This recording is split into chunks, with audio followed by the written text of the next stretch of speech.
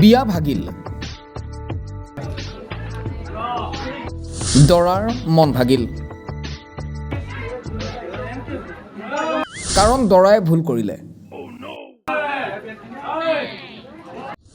কি ভুল কৰিলে দৰাই? নিজৰ বিয়াৰ দিনাই নিজে ডিঙিলৈকে গিলি হ'ল মাতাল। নলবাৰী বৰখানাজানত কইনাই বৰ্জন কৰিলে মদাহী দৰাক।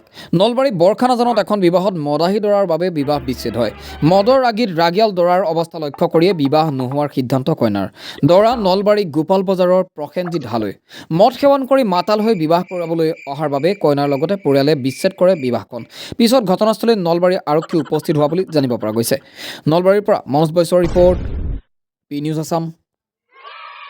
সম্পূৰ্ণভাৱে মোটামুটি 95% ধুনীয়াকৈ গৈছে। দৰাপাৰ্টি আহিলে, দৰাপাৰ্টিক আমি যিখিনি আপ্যায়ন কৰিব লাগে আমাৰ ফালৰ পৰা সেইখিনি আমি কৰিলোঁ ধুনীয়াকৈ। দৰা কি দৰা আপোনাৰ গাড়ীৰ পৰা যেতিয়া নামিব পৰা অৱস্থাতে দৰা নাই। দৰাই মাদক দ্ৰব্য সেৱন কৰি আহিছে। তাৰ উপৰিও দৰাৰ ঘৰৰ ফালৰ পৰা যিহেতু গাৰ্জেন হিচাপে দেউতাক থাকে, দেউতাকৰো অৱস্থাটো খুবেই বেয়া। দেউতাকো আনকি কথা ক'ব পৰা অৱস্থাত নাই। মদৰ ৰাগিত মাতাল। হয়, মদৰ ৰাগিত তেওঁলোকে পূৰা মাতাল হৈ আছে। তাৰোপৰি দ্বিতীয় কথা, আমাৰ ফালৰ পৰা আমাৰ যিখিনি আমাৰ ল'ৰা হওক, আমাৰ বয়োজ্যেষ্ঠ হওক, সকলোৱে লাগি আছে ধুনীয়াকৈ যাতে বিয়াখন সুচাৰুৰূপে পালন হৈ যায়।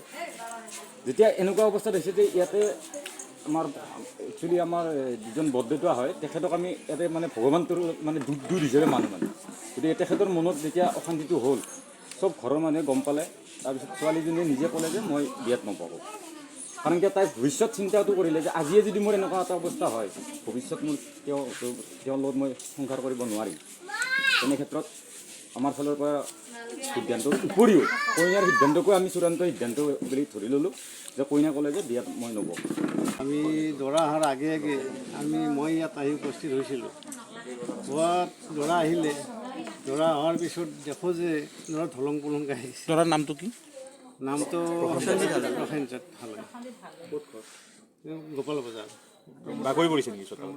এই বাগৰি ইফাল তাৰমানে দুজনে ধৰি আছে। চাৰিওফালৰ পৰা, পিছফালৰ পৰা ধৰি আছে, এইফালৰ পৰা ধৰি আছে, এইফালৰ পৰা ধৰি আছে। আপোনালোকে কি সিদ্ধান্ত ল'লে? আমি এতিয়া মই শেষলৈ নাই, গাঁওবুঢ়া আহিছিলে, গাঁওবুঢ়াই সিদ্ধান্ত দিব নোৱাৰিলে আকৌ। ছোৱালী নিনিলে? নাই নিদিলে। এতিয়া এজন ছোৱালী, আমাৰ ভতিজা ছোৱালী এজনী বিয়া দিয়াৰ কাৰণে আমি এজন ল'ৰা এটা চাইছিলোঁ। ক'ৰ ল'ৰা?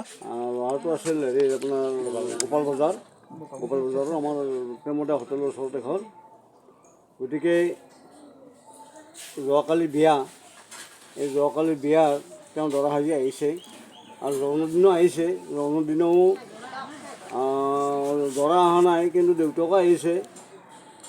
গতিকে তাত সেই মদ খাই আহিছে তেওঁলোকে গোটাই, দেউতাক আদি কৰি। আৰু কালি ঠিক 11:30মান বজাত দৰাটো আহি পাই যে আমি আটাই লক্ষ্য কৰোঁ গেটৰ সন্মুখৰ পৰা তেওঁ আহিব পৰা অৱস্থাত নাই। তাৰমানে মাদক দ্ৰব্য সেৱন কৰি তাৰমানে খোজ দিয়াৰ অৱস্থাত তেওঁ নাই। দুয়োজনে ধৰি আনি ইয়াতে মানে এই ঠাৰিখনত বহাইছে। বহি এই দুয়োজনে তাৰমানে তেওঁক এনে ঠেকা দিয়াৰ নিচিনাকৈ হাত দুখন দি এনেকৈ ৰাখি আছে। তেওঁ স্থিৰতা হৈ থাকিব পৰা নাই, ইফাল সিফাল কৰি আছে। তাৰমানে ইফালে ঢলি যায়, সিফালে ঢলি যায়, এনেকুৱা অৱস্থাতে আছে। মদ খাই আছিল? তাৰমানে মদ খাই আছে। আৰু গোন্ধ তাৰমানে ওচৰত জ্বৰ আমাৰ মানে হেৰি নাই, ইচ্ছুক নহয় এনেকুৱা ধৰণৰ।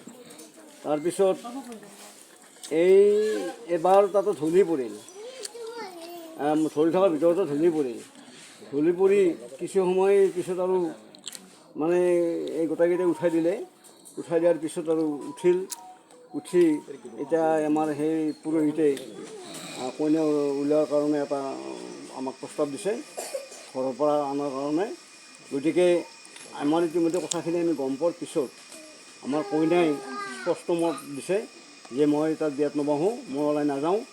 আৰু আমাৰো পৰিয়ালখিনিৰ আমাৰ ঠিক তেনেকুৱা ধৰণে আমাৰ এটা মনবিলাক মানে অলপ দুৰ্বল হৈ গ'ল যেতিয়া নেকি এই অৱস্থা কৰি আহিছে। গতিকে সেই অৱস্থাত আমি বিয়া দিয়াৰ আমি তেওঁলোকক এই মানসিকতাখিনি তেওঁলোকক দেখুওৱা নহ'ল। আৰু সদৌ শেষত আমি গাঁওবোৰৰ মাতি এনে এটা পৰ্যালোচনা, কিন্তু যিখিনি মানুহ আহিছে আৰু দৰাৰ লগত আৰক্ষীও আহিছে মই কৈ আছোঁ, যিখিনি মানুহ আহিছে কিন্তু ভদ্ৰ মানুহ, দৰাৰ লগত যিখিনি মানুহ আহিছে বোধহয় তেওঁলোকো নাজানে যে এই অসভ্যতাৰ লগত যে সন্মান খেদাব আমি এটা যাম, এই ভাৱনাটো তেওঁলোকৰ সঁচাকৈ নাই, বিশ্বাস গৰ্ভভাৱে তেওঁলোকে আহিছিল।